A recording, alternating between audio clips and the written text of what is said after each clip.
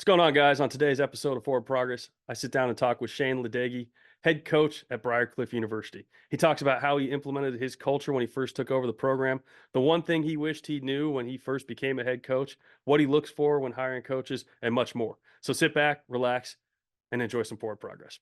What's going on, Shane? How's everything going, man? Thanks for coming on. Yeah, thanks for having me, man. It's good to be here. Yeah. How's spring life treating you? Just started spring ball, you said, right? Last week? Yep. So we're 2 practices in, kind of going every Tuesday, Thursday, and then Saturday, and um, it's been nice because we finally have pretty good numbers. We got about 85 guys here, so we're able to compete a little bit better and have some depth at the spots we need to. We've had some. In my first spring, we had like 30 guys. Yeah, I'd heard that before, that it was not a great number of kids in the off Yeah, season there. and then my second spring, we only had one quarterback, and then he got hurt in the spring game. So we had like an 18-play spring game, and then we were done. So Oh man, it's that been makes it good tough. now we got depth pretty much everywhere, and we're able to get the reps we need, compete the way we need to. Yeah, I think setting us up to hopefully continue to take the next steps. yeah, without a doubt. How do you manage only 30 guys? Like, how do you structure your practices? How do you still get like efficient work in? It is a day by day, and like even like halfway through practice, do we got to wipe something out, change? It's something I've never been a part of, and Yeah, so yeah, with a lot of skelly, limit your team. We had some days we had four linemen or three right. D linemen, and so you're A lot of half line. odds. Can we do half line? Yeah. We got to do half line skelly? Bunch of one on ones. You just kind of mix and match and make it work. And Yeah. luckily, it was our first year, so all the guys were super bought in and excited for change and willing to do whatever. Yeah, Didn't know what they didn't know. We didn't know what we didn't know either, to a degree. right. So it Right. worked out. It was good that happened that spring. But there is no magic answer, no magic pill to figure it out. You just kind of take it day by day and figure it Right. out. Now, when did you get there? Did you get there during that COVID weird year where there really weren't seasons? So I got here January 21. So they played Okay. NAI played a season, the 2020 COVID season they Yep. played. And Um, wasn't that kind of like weird? Wasn't it split? Like some teams played in the fall, some teams played in the spring type of deal? yeah, so they did the regular season in the fall, and then they came back and did playoffs in the Oh, spring. okay. All right. So yeah, Interesting. we were, it was however many guys they had in the fall. They had a full roster, and then I got here, there was like 30 some guys, and so it was kind of a mess, but it was good for us. And then the other side of it, we're watching three teams from our league playing the playoffs in the spring. Hmm. What the heck do we got to do? But Yeah, right. yeah, it was really, really interesting because I came from Minot. We didn't play, Right. right? So it's kind of trying to figure out where we're at, and then you're trying to figure out eligibility because it didn't count for a season for anybody. And Right. it was interesting time, but it worked out well for us. Yeah, for sure. What initially attracted you to that job? Because I know obviously they hadn't had a it's not a school that's had a ton of success, obviously. What kind of made you feel like that was the right first head job for you? Well, I was kind of at that point where I kind of felt like I was ready to be a head coach. I'd been an interim head coach, I had been associate head coach, was kind of ready for that move. Wasn't looking, to be honest. We were happy at Minot. We were building something there. We felt like and excited about the future. And our baseball coach here, I went to college with, and Oh, okay. so he's married to my quarterback college sister. So there's a lot of obviously connections there. And he just called me one day. I think it was Thanksgiving break. We were driving to my in-laws, and I got a call. I said, "Hey, Briarcliff just fired their whole staff. Hmm. Would you be interested?" And I didn't even know what Briarcliff was, where it was, Yeah. anything, right? But it's like, yeah, man, I definitely would love to talk. Let me do some research. We get off the road, and um, for whatever reason, I've always been attracted to the rebuilds. I think St. Joe's the only job I've taken where it was kind of set when I got there. Yeah. A big Right. building, and you'd been a part of that, but it was Right. kind of when I got there, I'm like, all right, there's pieces in place, and we were pretty Right. good. But for whatever reason, I've always just it's kind of my thing. I like the rebuild. Um, I felt like administration, once we got talking, I actually cared about trying to get competitive and win in football. Yeah. I think it's the best league in the country at the NAI level. Yeah. Uh, Right. You got some really, really tough teams really, on your really schedule. good teams, the coaches, and you kind of look around the league, and there's a lot of longevity in coaches too, Mm. right? It's not a bunch of guys jumping around. a lot of the head coaches in our league have been here a long time. Yeah. So that spoke to me a little bit. Like, obviously, there's something good going on. Um, and then I felt like a really good region to recruit. You know, when I was at Minot, that's tough. Yeah. Right. A lot of high school Yeah. You're talent, up there. Yeah. and all the kids that can really, really play. 95% of those guys, even if they walk on, they're going to UND or NDSU. Right. You know, we were lucky. We got some good Minot kids that stayed in town, but you know, I was flying to Colorado all the time, recruiting, even in Hmm. season. I'd be out. I'd fly out on Thursday night, go catch games Friday, fly back to wherever we're playing Friday night. Wow. Kind of the D1 model, which was cool, Yeah.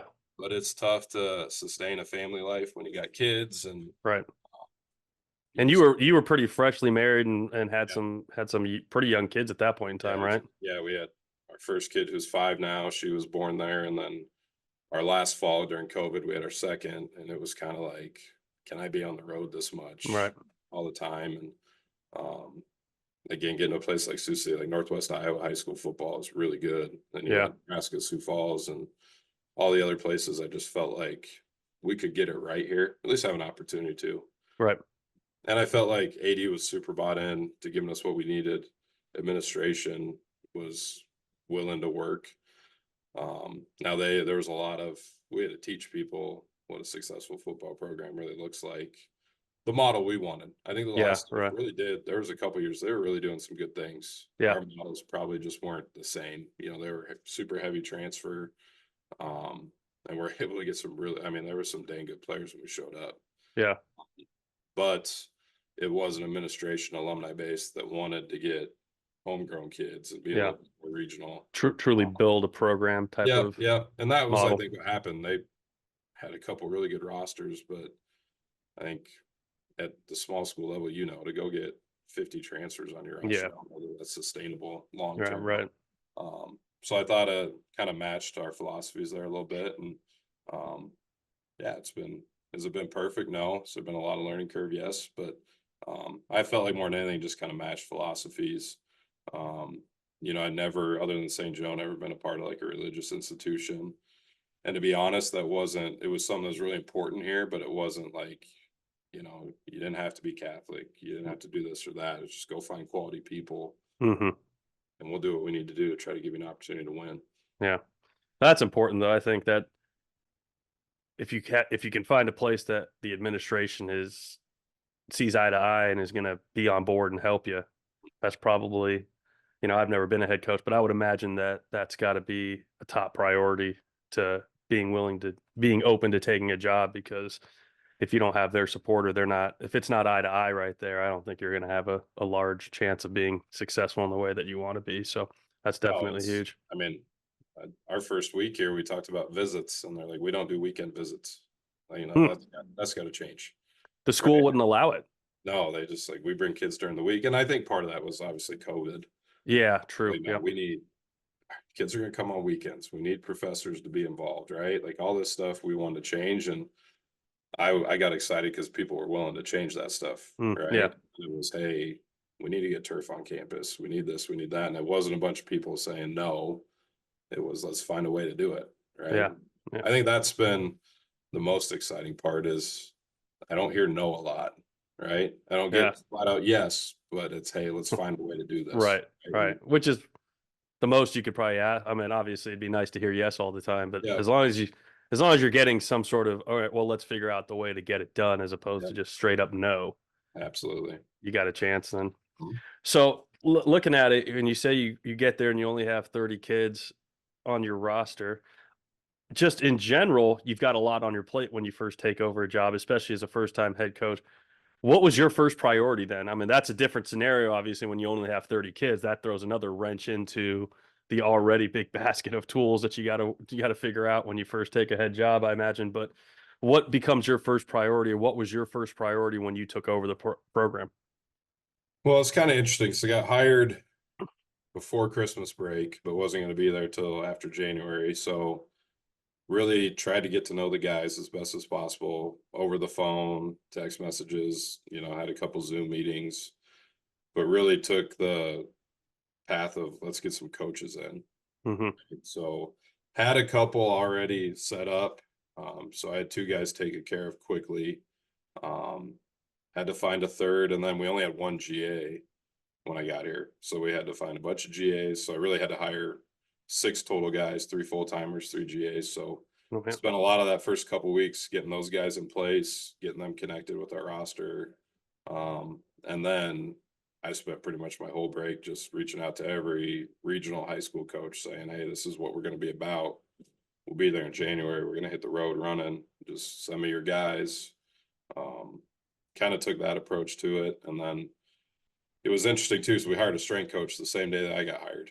Right. Okay. So I'm trying to put that piece into, how are we going to do our off-season workout structure? Was it a strength coach just for football or for the whole athletic For department? the whole department. Okay. So it was a lot of there's a lot of stuff to figure out Yeah. in a short amount of time, but tried to really just invest in people. We didn't really, honestly, till probably 2 weeks before spring, we didn't even really talk X's and O's or football. It was just let's invest in our people, let's invest in our campus, right? Spent a lot of coffees with a lot of different people on campus, just trying to sell our culture and why we needed them.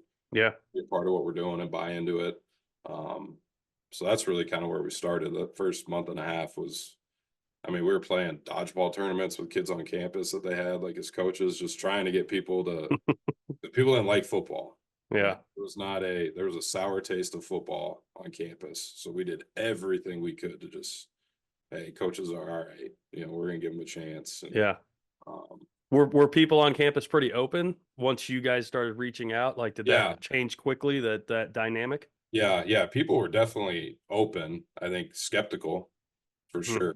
Our team GPA was barely over a 2.0 when we got here. So it was kind of like, are they really going to care about school? They're just talking about it. And, right. So we spent a lot of time class checking guys, all that type of stuff, showing we care. And yeah. But yeah, I was getting coaches here, hitting the road recruiting to a degree.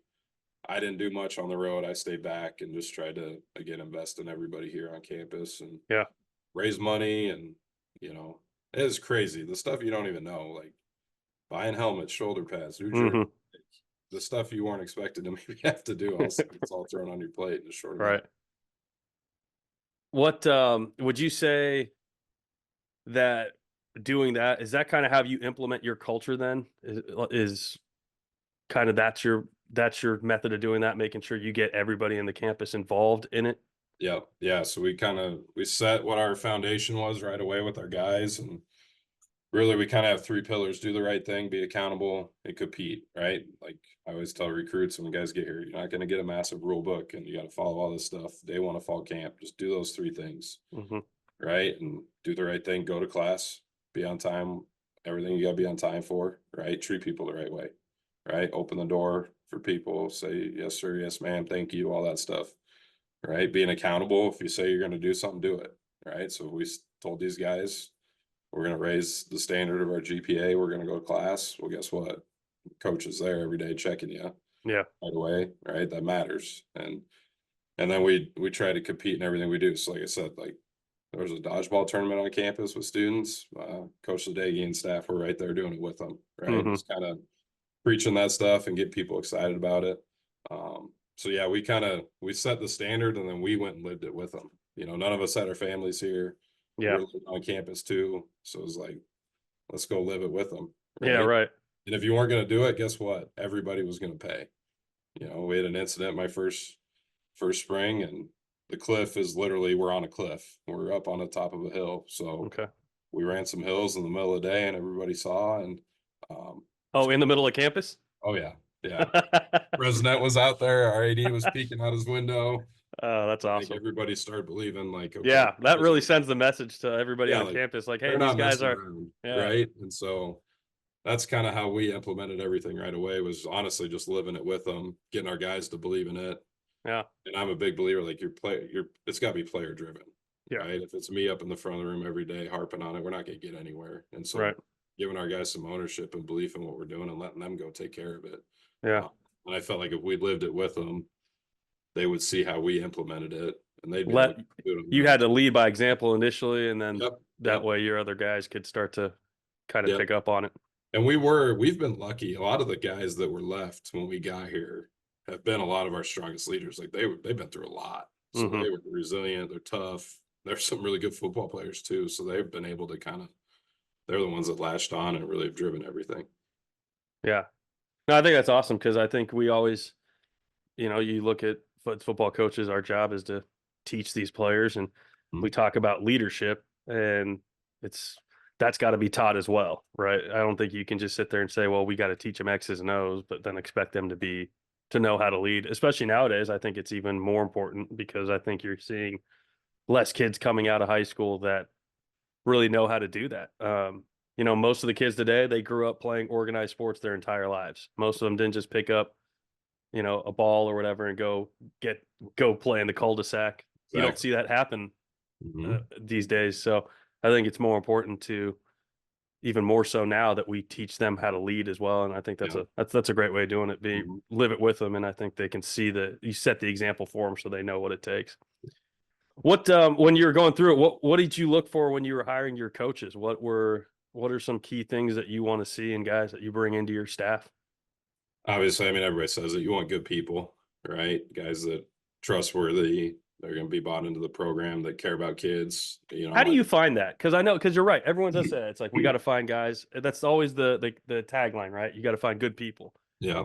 How do you do that? How do you figure out if somebody is a good person or not? Because I know we've all been there. You bring a guy in Yep. that killed the interview, and then you're like, who is this dude? This is not the same guy. So, what are Yeah. some things you do to figure that out? Well, if you can hire people, that helps a lot, right? Like I Sure. was Yep. fortunate. Two of the three full timers I hired, I knew really well, really, really well. Like either played for me or coached with me for quite some time. Okay. So I knew what I was getting with them. The third knew a little bit, had a lot of mutual ties. Um, a really good person. Like I knew that from the get go. Didn't really care what he could coach in football. We figure it out, right? Yeah. Right. But I think it's so important that you got people you can count on that know these people, right? I think it's really hard, especially full time coaches, to just go hire some dude that kills an interview and you don't know anybody on his reference list, Right. right? Or you can't call somebody that knows them or worked with them even if it's for a semester, right? And Probably so a red flag there then. right, yeah. So I've tried really hard in my time here to either have a bunch of people on that reference list that know him, or I know people have been to that school, whatever. Um, or again, it's been people I've worked for or worked with. So like our DC now, Coach Koziel, I hired him as a GA at Minot. He worked with us Okay. for 3 years, then he went on. But I always knew like if I got a job, that was gonna be a guy I called. And Hmm. so just super good dude, really passionate, coaches hard, hell of a recruiter, like connects with kids as well as anybody I've been around. So I knew like that was gonna be guy number one. Yeah. Our old OC, he had played for me at Minot, played quarterback, had all the Okay. records. He was GAing for us at Minot, and had already had a master's. So I knew like if I could pull him, I wasn't screwing him over with Yeah. classes. Right. So we got him, and then our old DC, he's not with us anymore. And um, that was the one that I didn't know as well. And that he is a great person, as good of a dude as I've ever been around, but probably didn't mesh well enough philosophically, but just how I operate. And so that's probably what I've learned the most as head coach is like you got to get guys that kind of jive with how you operate. Hmm. Like I'm not a guy that wants to sit in a staff meeting and just dole out every detail of everything how we have to operate. Like you got to have some wherewithal. Yeah. In my mind, like I don't want to micromanage, and I can't handle the guy that's got to come in and needs every little thing right detailed back out to him. Like I just Yeah. can't operate that way. Like I'm calling plays. I'm the OC too. Like I don't got time in the middle of the season to Right. if you got a question on some random thing, like, dude, you got to kind of figure this out. Yeah. Right. So I've worked really hard to find guys that when you call their head coach, you call the guys they worked with, like, yeah, this dude can handle what you need him to. He's not going to need his handheld, Hmm. stuff. And then with GAs, that's the toughest thing, especially at our level. There ain't a lot of guys looking to go be an NAI, Right. right? Like that's just the Right. deal with it. So same thing, like, all right, do I know somebody at this school he just got done playing, Yeah. right? Or you honestly, I comb through the guys apply, it's like who put the most detail and energy into this, Mm. whether it's cover letter and email, like the guy that just sends here's my references and Yeah. nothing else in the email, like that ain't it, right? Yeah. The guy put some effort in, maybe follows up a couple days later. I'm like, all right, this guy's actually pretty hungry for it. He's going to be able to handle, before we got turf, guys, our GAs were painting fields. They're doing all the equipment. And so like, you're really looking for that guy that's super hungry. Yeah. But we've been fortunate. We've kind of knocked it out of the park with our GAs for the most part. And so, and then hopefully as we grow this program and continue to develop it, I'm hoping our players, Yeah. right? Like Yeah. we just done, guy that played for me my first year, he just finished GAing for us for 2 years and he just got a really good full-time job. Awesome. So I'm hoping as we continue to grow this thing, we'll Yeah. start with more players that want to be a part of it. Right. Because then they're already indoctrinated to your culture. They understand how things work, and they've got the added benefit of being an alumni. So they're going to have that extra passion for it already built in. Yeah. And though, too, there's like the double-edged sword. Like you also want them to go see something else. Sure. Right. Like I didn't know what I didn't know until I went to St. Joe. Because I Right. played at Southwest, I GA'd there. I thought I knew everything. Then you get to Yeah. St. Joe and you're like, I mean, there's a lot of good coaches there. Yeah. And I learned so much in that amount of time. That's not a knock on Southwest. There's just a lot of things we did differently. And I Yeah. learned more from Corey and Dan and that crew than I ever thought imaginable. You Yeah. know, so like there's also, it is that like, well, I want you here, but I do also understand what you could go learn somewhere else. So Right. Right. that's the toughest part about it. Yeah, for sure. So how would you say then your overall philosophy has changed since becoming a head coach? What were you It's a like good when you first question. took over? What was your thought process, and how much have you really adjusted that in the time that you've been a head coach and from what you've learned? Yeah, I mean, I think we all have this idea like wherever we're going to go is just going to start winning, right? A little bit. Yeah, I think you're the magic sauce, right? And I yeah, think you and you kind of have to, right? Like I think yeah, if you're a head coach that doesn't think you can be the yep, reason things change, you're probably not going to do well to begin with. You kind of have exactly, to have a right. little bit of that attitude, but then there's Yeah, so obviously reality sets in at some point, right? yeah, it's having that confidence, but then I think realizing for me, I learned really quickly how our football team doing things the right way, and that the ones will eventually come, but doing things the right way had such a benefit to our entire campus. Hmm. Because we're kind of different here at Briarcliff. We're like 88% student athletes on campus. Wow, that's a Yeah, we huge don't have number. a lot of non-athletes. And so the football team's not acting right. Well, out of that 88%, we're by and large the largest group of people, right? So if a Yeah, quarter of our athletic department's football and we're not acting right on campus, like this campus is screwed. And so you start to realize how just making sure your entire roster is doing the right things benefits everybody, and how that ultimately benefits us, right? Like if our football team wasn't acting right, we don't have a new turf field out there. right. People bought into these guys care, they go to class. We were top 10 in the country in GPA last year. Like, you know, we don't do those things. I don't think we have what we got. We got a dorm renovated. We're going to get a new weight room, new locker room. Like there's a lot of stuff happening, but nobody invests in that if you're not worth investing in. Right.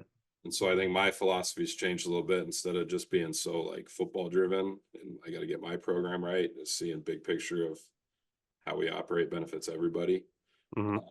and how you kind of got to be a spokesperson for everybody too, right? Like it, as much as I don't want to believe it sometimes, like me showing up to the basketball games matters, right? Yeah. Going to a softball game matters, and being a little bit more involved in everything. Yeah. And I remember one thing we did at St. Joe that I always thought was a great idea that I would have taken anywhere if I had become a head coach, or if that ever happens down the road, was I remember we would always have mandatory team go to yeah, the basketball game or the volleyball game. Then if you didn't have class at night, it was like a required team yep, activity. They were all there, and eventually the kids buy into it, and they don't look at it as after the first time they might be like they feel like they have to do it. mm-hmm. But that second time around, they realize this is fun and it's a Yep, time for them to bond, and then it becomes something they want to do. yep. And it really changes that dynamic of how involved you are in the campus.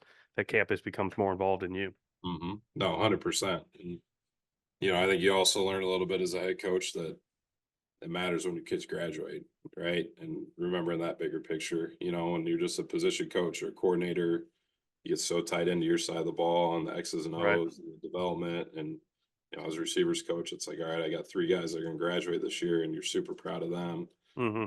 But then when you start to see big picture and you're responsible for everybody, right? That stuff matters a little bit more. And then you start to realize that every discipline problem crosses your desk. right? And not just Yeah. the one or two times it happens in your position group. Right. So how do you develop that as a coach, and how do you coach your entire team to do those little things right? I think that's what's probably changed the most for me in a short amount of time is figuring out how do you reach everybody, right? Instead of Yeah. just your group or your side of the ball or your special teams coordinator. I think that was one of the biggest beauties for me was being involved in special teams so long and Hmm. touch everybody. Yeah. There's Yeah. so much value in that as a young coach. Um, but then having to do all the little things, academic success, how they're handling things off the field, like when you start to realize that stuff's more important. What I've learned then is all the stuff on the football field ends up just taking care of itself. Yeah. So that's probably been what I've learned the shortest amount of time. Gotcha. So if you could go back and tell yourself one thing that you wish you had known when you first became a head coach that you didn't know and you'd know now, what would it be? That you're going to have a million meetings every week that have nothing to do with football. Right? Like it's all the little stuff that you don't think about when you take the job, Yep.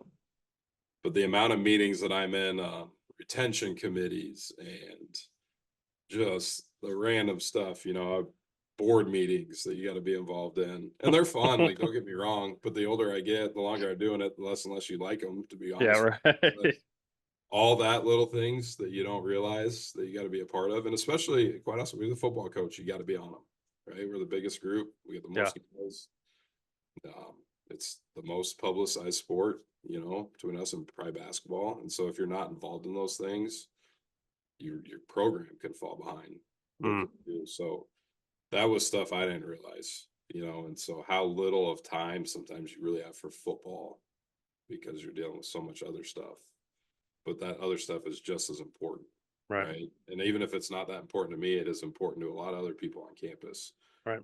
And so if I don't treat it that way, they don't treat football very important, right? So trying to figure out that balance, I wish I knew that right away and had a better plan instead of just diving in and figuring it out. Yeah.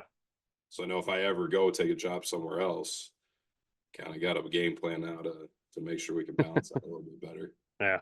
I got you. Well, I like to always finish up. What does forward progress look like for you and your program over the next 1 to 2 months? Obviously, this time of year being spring ball, that's obviously a huge component to bettering the program. But what would you like to see happen? I guess in that next 1 to 2 month time frame to make you feel like you've made some good progress as a team, as a coaching staff, as a program. Well, for one, we're in a pretty heated quarterback battle right now. Oh, okay. So really trying to figure out who's going to be Those our are always fun, right? right. We got a really good group. That has been fun. We got a kid that's come back that's played a lot of football for us, and he's had a couple tough patches, but like I love him because in this day and age, you're the starter for however long, and you lose your spot. Like, Hmm. just go hit this thing called the portal and put your Yeah. foot on Twitter. And he hasn't been that kid. He's not batted an eye. He's been phenomenal, and so he's given himself a chance to reestablish himself in that spot. But we got like four more guys in there that are really battling, and a new transfer. So Are that's you going to be are you coaching useful. the QBs as well? Yeah. So I'm coaching Man, QBs and calling it. So it's a ton, right? geez, It's a head lot of coach, fun. OC, and quarterbacks coach. Yeah, it's a Woo. wild time, but I've enjoyed it. I love it. And I've never coached quarterbacks till here. And Okay. so there's been a lot of learning curve for me too. And Yeah. um, but I feel really comfortable this year, and that's a large part to the guys in the room. They're really good about, hey, coach, we need to work on this, or hey, have you thought about this? Like they don't feel like they just sit in the meeting room, whatever I say goes. There's a lot of good back and forth there. Hmm. So that's really important. And then we are in this transfer portal world, right? And just Yeah. transfers in general. So we're going to have to bring in, probably four or five guys here at the end of the semester to help us in the fall. So spending a lot of time as a staff combing through that, right? And one, Yeah. we'll see who hits the portal here in another month. But then finding, we need to find a couple more line of scrimmage players. We need a couple DBs. And so It's almost turned into like a second recruiting season because you finish around signing day or whatever, theoretically, hopefully, if you're lucky, and you feel like you've got your class. Then you go through spring and you realize, oh, these guys left. Now I got to go bring in another recruiting class, so to speak, for this upcoming season. For sure. That's tough, right? So it's kind of figuring out that we're lucky, we're still scholarship school. So Yeah. you're able to get most of your class done around signing day. But yeah, we got those couple pieces that you want to go kind of fill in here. And I feel like we're established now. Like when I got here, it was like, we're not bringing in transfers. We're going to go get high school kids. We're going to figure it out for a year or two. Now culture's set. We got the right people. I feel like we could go out and attract the right transfers with who we have on staff and kind of what our school's about. So figuring that out. And then we're in the middle of a huge fundraiser campaign right now. So figuring that out and, continue to raise money and with what we're trying to do facility wise. What's the next target? You got the turf field. Is it the weight room you said, or is there something else you Yeah, guys we're are? in the middle of kind of selling the weight room and working on that kind of privately, and then doing some locker room renovations, and then hopefully the big stadium, right? So we have plans. They're not public, kind of, I think, behind the scenes, working through that as part of a big capital campaign. And a lot of that stuff's over my head, right? But Yeah. we have a phenomenal president right now that is 100% bought into athletics and how it can help our university. We just hired a new athletic director that he was across town as the AD when they were winning national titles in football. So he sees how it's got to work. Yeah. And what's that school that I can't remember? Is that Morningside? Yeah. Yeah. Okay. Yeah. And they've had a phenomenal head coach. I mean, Steve Ryan's #1 in wins in the country. Like he does it right. I know they're our rival across town, but there's a bunch of mutual respect there. Sure. So having an AD that's seen him build that program, right, and be Yeah. able to help me implement some of those things here, and understanding the financial support you have to have. Yeah. That's been really good. And so continuing to dive into those relationships and help us, that's kind of where we're at right now. And I think we got a shot to take some big steps forward. And as you know, getting guys to stay in the summer, that's a huge part of it too, Yeah. right? So, Yeah. which is always tough at small schools, especially small private schools. I mean, it's expensive to go here. And so Right. getting kids that are bought in and want to be here. And we do a pretty cool thing. We do a summer work program where our guys can work on campus job in the summer and live on campus for free. Oh, okay. That's So huge. now I'm in this battle right now of trying to work with how many jobs can we stretch out. Yeah. Right. Last year we got as many as we wanted. This year they're kind of shrinking it down a little bit, which I get. I mean, everybody's going through financial troubles, right? So you can have 100 guys working on campus and we'll pay for everything. That's not realistic, right? Sure. That's kind of our other big battle right now is how many people can we stay here and pay? How many guys can go get another job? So I guess very little like X's and O's. Right? It's all Yeah. Right. Then always, making sure you hang on to your staff and you invest in them and give them opportunities to be successful. And kind of the little battles that, end up being really big come fall is kind of where we're at right now. Yeah.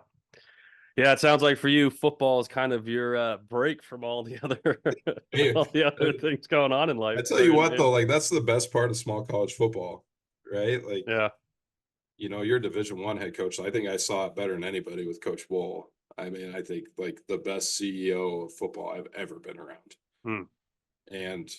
But it's like, is that really what you want to do? Right? I don't know. I think part of me does, right? Like I enjoy being that CEO, but there is a beauty to at 3:00 every day in spring ball and fall, I get to go be coach, and I'm X's and O's it up, and I'm finding time in the day to script practice. Like there's still that beauty, right? And that's what I love about this level is you still get to do all of that. Yeah. And even for us, we're in the middle of we're in a strength coach change, so we're running the weight room right now, right? Oh, so okay. I'm scripting workouts every day. It's a lot, but like that's the beauty of it too. That's why you got into it. Right, to be around your guys and coach them and see them develop, and so to be able to do both, I think it's awesome because I do think at those higher levels sometimes you miss out on some of that. Yeah, you become so specialized in whatever your specific role is because there's somebody for that other role. There's an entire strength staff. There's an entire this staff. There's an entire equipment staff. You don't have to. You can focus on your one specialty, but then you kind of lose out on some of those other opportunities. That's for sure.